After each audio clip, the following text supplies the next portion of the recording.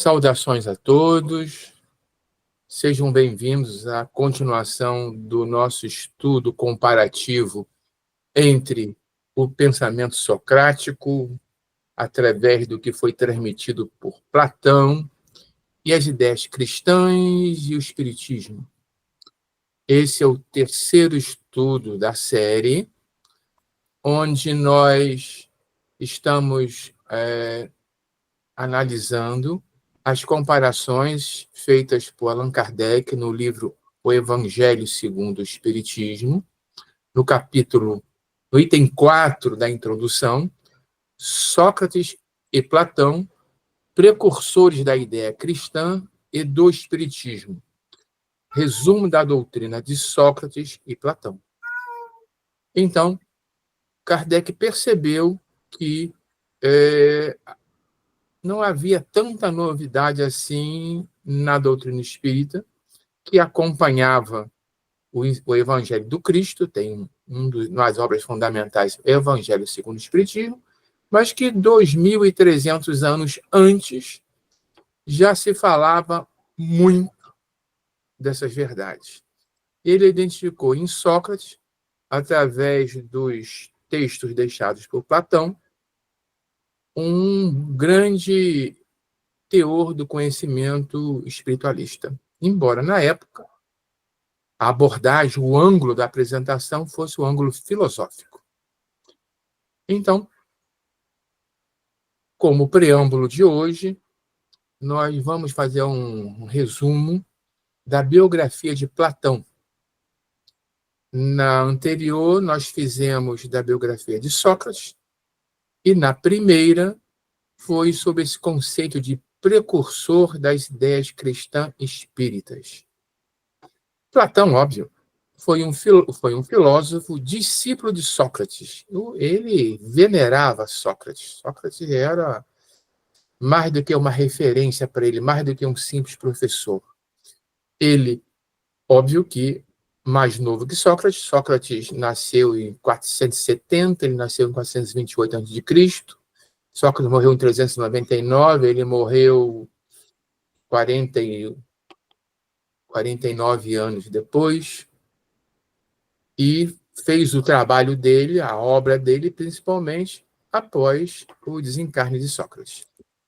E ele, mais o discípulo dele, Aristóteles, os três juntos, Sócrates, Platão e Aristóteles, são as grandes referências no mundo da filosofia.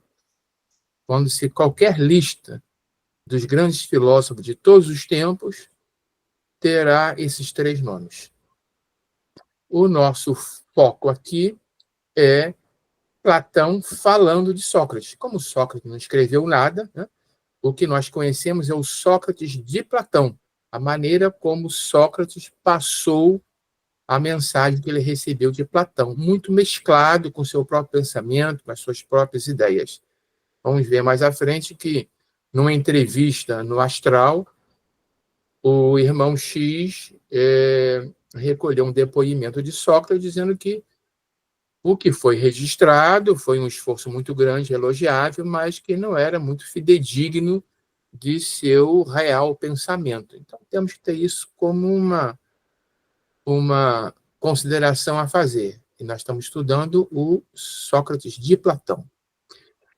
Entre seus grandes feitos, veio a fundação da Academia de Atenas, uma das primeiras instituições de ensino superior do mundo. É famosa até hoje ainda se identifica lá a região, lá o terreno onde existiu essa academia.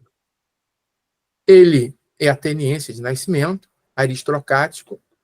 O seu pai, Aristão, descendia de um rei antigo de Atenas, rei Codro.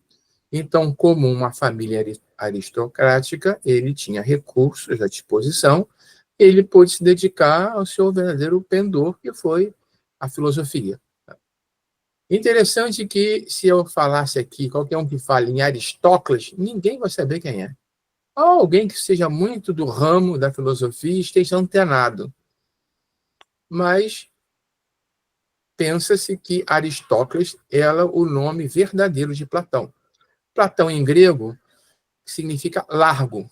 Então, ele recebeu esse apelido, Platão é um apelido, porque ele era uma figura muito robusta, ombros largos, testa larga, provavelmente uma compleição atlética.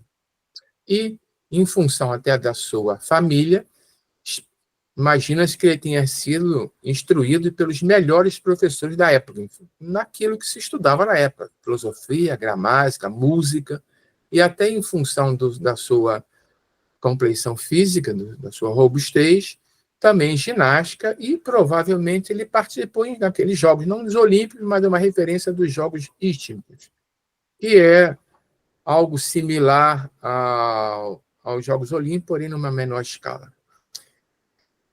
Há registro de que um discípulo seu, Espeusipo, então, mas cuidado com esses nomes, né? Parece grego, gente.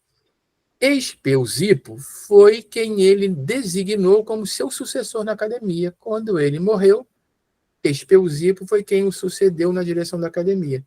E Espeusito registrou elogios à rapidez mental e à modéstia de Platão. Curioso.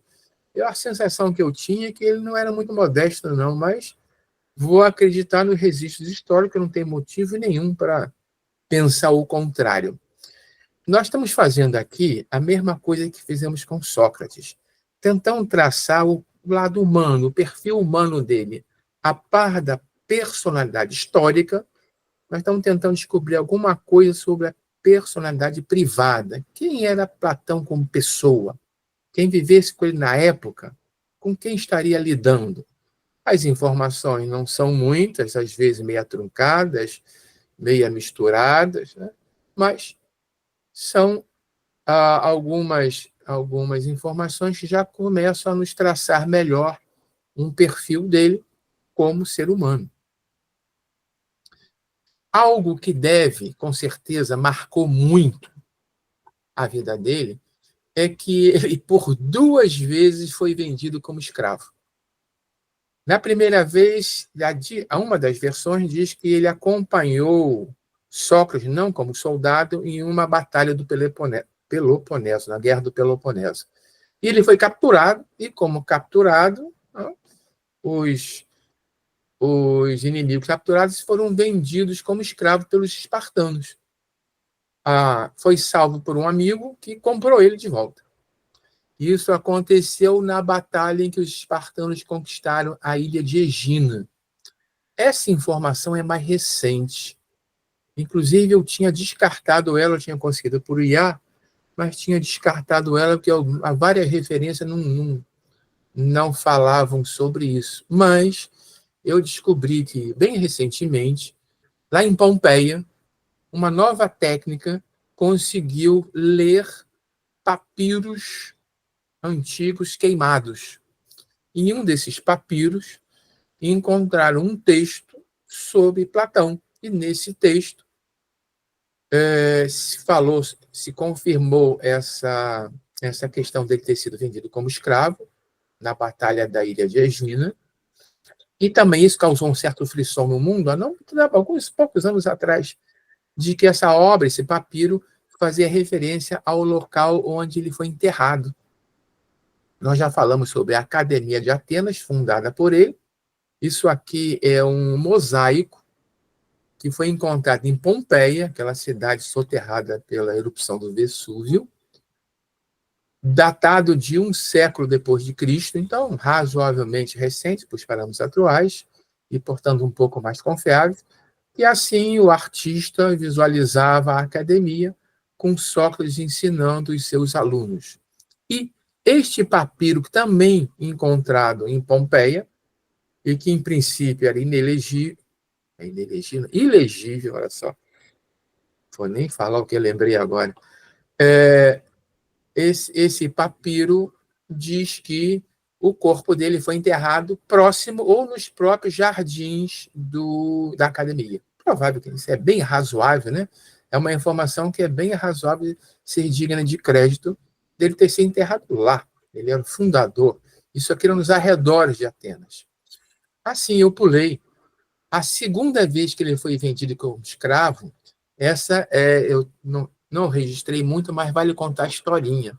Depois que Sócrates morreu, ele, até para evitar confusão com os poderes políticos locais, ele fez algumas viagens, conheceu algumas personalidades famosas da época, conheceu os, os pitagóricos, alguns dizem que foi até o Egito, mas ele também foi à ilha de Sicília, que era governada por um tirano, ditador lá de Siracusa, Dionísio I. E ele achou que ele iria conseguir convencer Dionísio I a mudar a sua maneira de governar. Ele começou a desenvolver, e isso tem obras dele sobre isso, ideias próprias de como seria o governo ideal. Para ele, o governo ideal seria o governo não de políticos, mas de filósofos, que teriam condições de entender as necessidades do povo, etc., etc., e faria um governo melhor. Então, ele foi para lá perturbar o juízo de Dionísio I. E ele tanto perturbou o juízo de Dionísio I que o cara ficou irritado, prendeu ele e vendeu como escravo. Novamente, no meio do caminho, o amigo foi lá e resgatou ele. Só que ele não se deu por vencido. Quando Dionísio I morreu, ele voltou lá porque ele foi convencido por um amigo da região de que o filho de Dionísio era mais flexível. Ele voltou lá para tentar com o filho. Também não deu certo e acabou quase que correu perigo de vida. E depois, quando esse filho foi deposto, esse amigo lá assumiu uma regência e ele tentou ir lá, também não deu certo. Pronto, 3 experiências de levar a filosofia para dentro da política. Nenhuma delas deu certo, quase morreu, quase virou um escravo, mas isso marcou muito a vida dele, como ser humano e como filósofo e como pensador, onde ele passou a valorizar a liberdade, os direitos humanos e coisas assim. Muito bem, visto o Platão mais como ser humano, vamos olhar um pouquinho para o filósofo. Não vamos falar da filosofia platônica, porque precisaria aqui de uma série inteira só para ele. Para vocês terem uma ideia, ele ajudou a construir os alicerces da filosofia natural, da ciência e da filosofia ocidental. No Ocidente, ele é um dos papas, ele é um dos fundadores, ele é uma das grandes referências por milênios.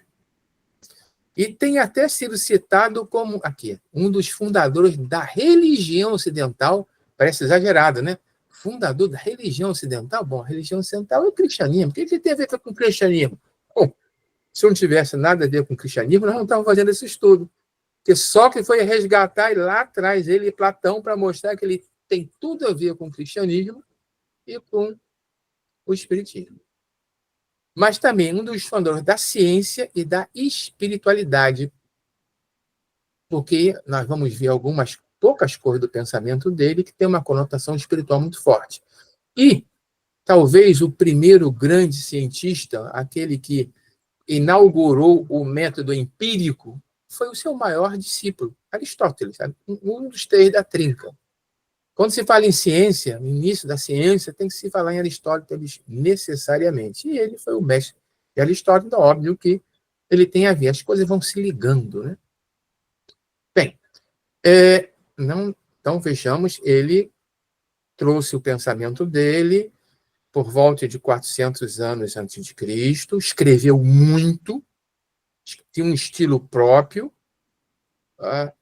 e deixou seguidores, deixou uma instituição de nível superior que prosseguiu algum tempo até ser destruída, mas que os seus seguidores avançaram, e lá, cerca de 700 anos depois, no século III depois de Cristo, houve uma retomada do seu pensamento, com algumas variações. Plotino e o mestre dele retomaram forte, pesado, o pensamento platônico, dando maior ênfase na teologia, na parte religiosa, no misticismo, e buscando fazer as interpretações do pensamento dele de maneira mais esotérica e mística. Nós vamos ver um exemplo à frente, só um exemplo, onde nós mostrar o pensamento clássico dele, como é interpretado em termos de filosofia, e como é possível colocar uma interpretação mais alegórica, baseada em conhecimentos esotéricos e místicos e espirituais. Muito bem. Isso daí depois começou a ser chamado de neoplatonismo, um ressurgimento do platonismo com um pequeno redirecionamento. Mas se perguntasse a Plotino na época, ele teria se dito um platônico.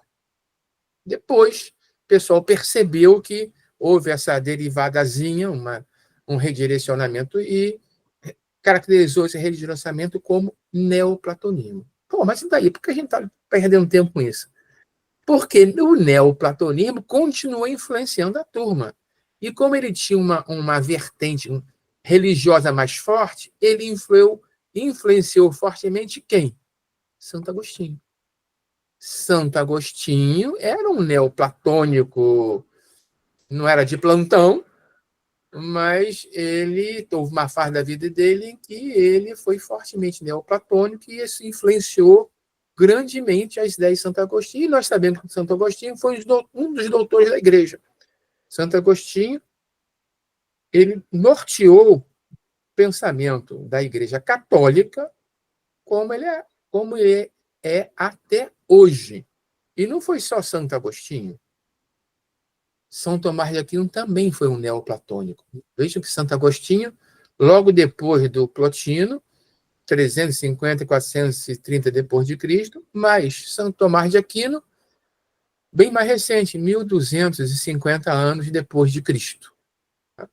E ao fazer isso, claro que Platão, se o cristianismo é norteado por esses grandes doutores, Santo Agostinho e Tomás de Aquino, e se eles forem influenciados por Plotino, que era um seguidor quase que direto de Platão, que era discípulo de Sócrates, está feita uma linha do tempo para mostrar aquilo que Kardec quis mostrar. Aqui poderia ter colocado todas essas personalidades. Sócrates, Platão, Plotino, Santo Agostinho, São Tomás de Aquino, e por aí vai. Então, temos uma linha de tempo que começa lá em Sócrates. Na verdade, começa antes de Sócrates, mas aí a coisa vai muito para trás. E chega até os dias de hoje. E não foi só no cristianismo. O neoplatonismo e as ideias de Platão influenciaram também a filosofia árabe e a judaica. Então, se espalharam pelo mundo. E um lembrete. Santo Agostinho é um dos espíritos com mensagem publicada no Livro dos Espíritos. E São Tomás de Aquino é citado por Kardec em pelo menos 2 livros dele. Então, se os dois influenciaram o cristianismo e depois voltaram como desencarnados para redigir, ajudar na redação do Livro dos Espíritos, o link agora se fechou, a linha do tempo está completa, de Sócrates até o Espiritismo. Não por menos que ele criou um capítulo grande, um prefácio grande, enxertou isso no Evangelho segundo o Espiritismo. Uma outra curiosidade é que essa imagem aqui de São Tomás de Aquino é uma reconstrução facial. Isso é coisa recente também. É bom a gente estar sempre remexendo na internet e as novidades vão aparecendo. Isso aqui não é IA, não. Foi reconstruído a partir de um dos 2 crânios que se imagina terem sido de São Tomás de Aquino. Se escolheu o mais provável. Então, não necessariamente ele foi assim. Pode ter sido justamente o do crânio menos provável, mas se a escolha foi certa, essa é o aspecto que a ciência moderna imagina a partir da reconstrução facial usando o crânio dele. Isso não pode ser feito com Platão nem com Sócrates, porque não sobrou crânio, né? Mas com 1.250 anos depois de Cristo, ou seja, 750 anos depois, basicamente, 800 anos depois, ainda o crânio não existe para poder permitir esse tipo de reconstrução.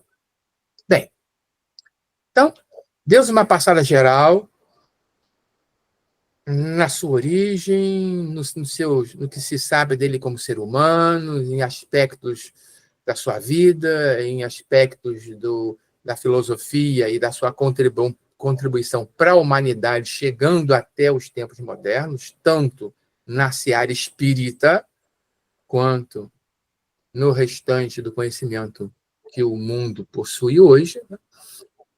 Para fechar isso, vamos dar uma passada meio rápida em um mito, na verdade, um ensinamento, um pensamento platônico, uma reconstrução dele, um exemplo que ele deu, uma história que ele criou, chamado de o mito das cavernas, ou a alegoria da caverna, ou o mito da caverna. Quem nunca ouviu falar em Platão, talvez já tenha ouvido falar no mito da caverna. É ou muito divulgada, até historinha, ela é muito bem feita, uma historinha do Piteco, pelo Maurício de Souza. Se vocês colocarem Mito da Caverna, quadrinhos, na internet, verão, assim, em grande quantidade, essa historinha em que Maurício de Souza colocou o personagem Piteco como um integrante do mito das cavernas, explicando o mito da caverna. Basicamente, Sócrates Platão criou um diálogo onde Sócrates conversa com um amigo, aqui, está no livro A República, livro 7, onde, nas palavras de Sócrates, ele vai convencendo um amigo sobre uma mensagem, sobre um conhecimento simbolizado através desse mito. Ele disse o seguinte: imagine uma caverna onde existem prisioneiros. Esses prisioneiros estão fortemente acorrentados, de tal forma que aqui na figura não é o caso, mas não conseguem nem olhar um para o outro, muito menos olhar para trás. Eles são obrigados a ficar permanentemente olhando para o paredão da caverna, desde o seu nascimento. E atrás tem um foco de luz. Entre a entrada da caverna e esse foco de luz, tem um caminho por onde há um trânsito. E o que transita por esse caminho projeta sombras no parede de fundo da caverna. E esses prisioneiros passaram a vida olhando para essas sombras. Aqui uma descrição mais próxima de como Sócrates, ou como Platão, descreveu nos lábios de Sócrates a caverna. Um paredão, os prisioneiros acorrentados, sendo obrigados a olhar constantemente para a parede de fundo, um caminho que tem um declive, as pessoas, ao passarem por aqui, elas aprofundam, meio que dão uma entradinha na entrada da caverna e saem de novo, e do outro lado, uma grande fogueira. A luz de uma fogueira é uma luz instável, ela treme. Então, estas sombras aqui tremem o tempo todo. E elas são sombras dos que passam. Como tem aqui um paredão, o que se vê é a parte de cima do que está circulando por aqui. Por exemplo, imagine aqui um grupo de mulheres levando água para suas casas, põe água no poço, a água equilibrada na cabeça em grandes jarros. E o que os prisioneiros estão vendo são esses jarros se deslocando ao longo do paredão. Se elas estiverem conversando, eles vão escutar sons e vão pensar que esses sons, essas vozes, são das sombras. Então, eles começam a associar os sons que escutam com as sombras que passam. E assim eles dão a sua vida inteira vendo sombras e escutando sons. Eles não sabem que existe alguma coisa além disso. Eles não conseguem olhar para trás. Eventualmente, alguém consegue fugir ou é libertado. Escapa da caverna, sai da fogueira e encontra o ambiente, encontra muita luz, encontra a vida, encontra o mundo. Primeiro problema que ele tem é que ele passou a vida na escuridão quase, só com rastros de luz da fogueira. Então ele vai começar sentindo dor nos olhos, ele vai ficar meio ofuscado, meio cego, aquilo vai incomodar, mas algum tempo depois isso passa e ele entende que existe vida lá fora, que a vida na caverna não é a realidade, que aquilo ali era uma ilusão. E aí, quando ele conhece o mundo, ele se lembra dos amigos que ficaram lá na caverna e resolve voltar Ele volta para a caverna, e aí o problema é que ele tem que convencer aquelas pessoas que passaram a vida vendo sombras em movimento, que essas sombras são uma ilusão, que a realidade é o que ou quem projetou essas sombras. Eles estão presos numa ilusão. Essas sombras não existem. Precisamos sair daqui para vocês conhecerem o mundo verdadeiro e não esse mundo ilusório da caverna. Vamos lá fora conhecer. Ora, ainda nas palavras de Sócrates, os amigos primeiro percebem que este, ao voltar, como os olhos já tinham se acostumado com a claridade, chega aqui e fica meio cego. Ele tem de novo o problema de adaptação da visão. Ele chega num estado assim meio claudicante. Você está louco? Que história de que tem um mundo lá fora? A realidade são isso aqui. Nós passamos a vida, nós conhecemos essas sombras, algumas são nossas amigas. Tem uma aqui que todo dia, mais ou menos no mesmo momento, ela passa por aqui, a gente até deu nome para elas. Você é um louco. E aí ele insiste muito e começa a ser vaiado, a ser repreendido. E se ele for por demais insistente, ele vai incomodar tanto que pode até ser morto. Bom, esse é o mito da caverna. Muito bem, o que Platão quis dizer com esse mito? A caverna é o mundo que nós estamos hoje, é o mundo da matéria, é o mundo sensível, onde os seres humanos estão presos às percepções dos 5 sentidos e às opiniões. Isso aqui, aquilo que ele não sabe o que é, uma forma meio fantasmagórica, tremulante, com a luz da fogueira que vai para um lado e para o outro. Isso aí deve ser, sei lá o quê, isso aí vai ficar mais isso aqui de Lourdinha, porque eu escuto uma voz mais macia. Tá? E aí eles começam a ter opiniões e tirar conclusões erradas da realidade, porque essas percepções sensoriais são a realidade de quem só conhece esse mundo sensível da caverna, ou de nós encarnados, quando só conhecemos o mundo de Mamon, o mundo da matéria. As sombras tremulantes no paredão são aparências, são imagens distorcidas de uma realidade tal como ela é apresentada pelos sentidos, que eu consigo ver, o que eu consigo escutar, mas isso é uma distorção. Essas sombras não são a realidade. São imagens distorcidas de uma realidade que nós não conhecemos, tal como os sentidos que são deficientes conseguem nos mostrar, extremamente limitados. O prisioneiro que escapa da caverna é o filósofo. Quando ele começa a questionar esse mundo sensível, será que qual é a verdade? Qual é a realidade? Qual é a natureza verdadeira da realidade? Será que os meus 5 sentidos estão me dizendo o que é real mesmo ou não passam de sombras ilusórias? Então, o filósofo ele começa a questionar as aparências do mundo à sua volta. E ele sai em busca da verdadeira natureza da realidade. Isso aqui é a busca do filósofo. A busca de qualquer filósofo. Vamos lembrar que a filosofia ela antecedeu a ciência. Como a gente não tinha o conhecimento científico ainda, nós fomos especular sobre a verdadeira natureza do mundo. Os pré-socráticos eram do mundo, do universo. Sócrates já se voltou para o homem.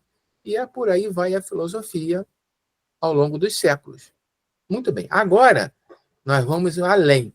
Lembram o que nós falamos sobre o neoplatonismo, que começou a olhar para esse pensamento de Platão com um enfoque mais místico, mais religioso, né? Mais figurado. Tá, isso aí é tudo um figurativo. Claro, o mito é figurativo. Não existiu essa questão de prisioneiro preso nas cavernas. Mas se a gente avançar mais um degrau e começar a colocar um pouco de espiritualidade nisso, nós vamos ver o seguinte: o filósofo é substituído pelo missionário, pelo aquele que começa a questionar as ilusões do mundo material e busca uma compreensão mais profunda da vida e do universo, por um mestre, por um grande avatar, por um por um desses instrutores espirituais que nascem no mundo para nos ensinar. Então, Jesus escapou da caverna quando foi mais ou menos, só simplificando demais, quando foi para os 40 dias no deserto, e aí ele começou a tomar mais conhecimento da realidade dele. Ele sabia que ele era alguma coisa que não se encaixava naquele mundo, mas não sabia bem o quê, porque não tinha idade para isso. À medida que ele foi escapando do mundo material daquela época, ele foi tomando conhecimento da sua realidade, da sua verdadeira natureza, até que pôde dizer: eu e o Pai somos um. E aí, quando um desses avatares chega a esse grau, o que ele faz? Ele quer voltar para ensinar os outros. Mas antes, eu pulei um item aqui, esqueci da luz do sol. A luz do sol é aquilo que o filósofo ou esse avatar encontra quando escapa do mundo das ilusões. A luz do sol, segundo Platão, era a ideia do bem. Aliás, o mundo real para Platão era o mundo das ideias. E o que nós vemos são sombras, é o mundo das ilusões. O mundo das ideias, ideia do bem. Ele ali não falava em Deus, mas quase que está associado. A verdadeira natureza da realidade, nós sabemos que é uma natureza divina. Então, dentro da interpretação filosófica apenas, é a ideia do bem, o mundo das ideias de Platão. Mas a gente aprofunda, já pegando aquele toque já mais espiritualista, aprofundando a questão das analogias como é que falou aqui no neoplatonismo, falou aqui em alegorias, né? É o que seja, alegorias. Né? Aí, a luz do sol representa o quê? A nossa consciência espiritual. A parte divina do homem que ilumina o seu caminho em direção à fonte, em direção a Deus. Então, nós nos libertamos do mundo do Maia, do mundo da ilusão, à medida em que a nossa consciência começa a ver a luz, começa a ver a sua parte divina, e nos voltamos em direção à fonte dessa luz. Ok? Então, meio que platônico e neoplatônico. Quando ele volta para dentro da caverna, é a missão do filósofo que quer compartilhar essa sua compreensão e a sabedoria adquirida com os outros, para que os outros também possam se libertar das ilusões das aparências. E aí, a quem Platão estava se referindo? A Sócrates. Sócrates, foi o que Sócrates queria fazer. Era grande motivação de vida de Sócrates era compartilhar aquela sua compreensão do ser humano com os outros, libertar os atenienses daquelas ilusões daquela vida que eles tinham. E aí ele incomodava. Lembram que na caverna ele incomodou. O prisioneiro que voltou incomodou, foi deixado de louco, e se não desistisse, poderia ser apedrejado, morto, de qualquer forma lá mesmo. Foi o que aconteceu com Sócrates. Ele firmou pé, ele podia ter evitado a morte, mas ele preferiu usar aquele momento, aquela oportunidade, para marcar bem a sua mensagem, a sua visão do filósofo que compreende que o ser humano estava vivendo numa caverna. Se nós dermos um passo à frente, né? Agora falando de um avatar, é aquele que começa a questionar as ilusões do mundo material e busca uma compreensão mais profunda do universo e depois quer trazer essa compreensão para o mundo à sua volta. Foi o que Jesus fez e, tal como Sócrates, pagou com a vida. E ele sabia que isso ia acontecer, como Sócrates sabia que ia acontecer. Só que ele fez num grau, claro, num grau muito superior ao que Sócrates tinha, porque a sua elevação espiritual, a sua evolução já estava na categoria de um anjo. Sócrates não estava nessa categoria. Talvez tenha sido um balão de ensaio. Vamos lá, vamos mandar Sócrates com essa missão, vamos ver o que acontece. Ih, Jesus, não tem jeito não, hein? Se você for, você vai ser morto também, viu o que aconteceu com Sócrates? Não tem importância não, eu vou assim mesmo, vale a pena. Deve ter sido algo mais ou menos isso. Né? Então, essa é o mito da caverna, a alegoria da caverna, que mostra um enfoque filosófico, mostra o pensamento platônico expresso, posto nos lábios de Sócrates e que chegou até nós e até hoje é uma referência até nos quadrinhos. Feito isso, e eu estou perdido no tempo, meu Deus do céu, assim não dá. Voltamos agora para o lado espiritualista. Já fizemos essa citação desse livro, Crônica de Além Túmulo, de Humberto de Campos, quando ele foi a uma conferência ministrada por Sócrates. E lá estavam grandes nomes da filosofia da época. Mas uma coisa chamou a atenção de Humberto de Campos: a ausência de Platão. A esse conclave do finito. Impressionava meu pensamento. Ele ficou impressionado. Cadê Platão? Ele esperava que Platão estivesse ali ao lado de Sócrates, como de fato, mesmo depois que Sócrates se foi, Platão nunca saiu do lado de Sócrates. Ele honrou o mestre até o final. Cadê Platão? Como ele é um escritor, eu tenho a sensação que ele foi uma maneira de nos dar alguma dica, nos fez para fazer pensar. Olha, bola, se o evento era tão importante, por que Platão não estava ali? Eu consigo pensar em duas possibilidades. A mais, assim, óbvia delas é que Platão estava encarnado, não podia comparecer.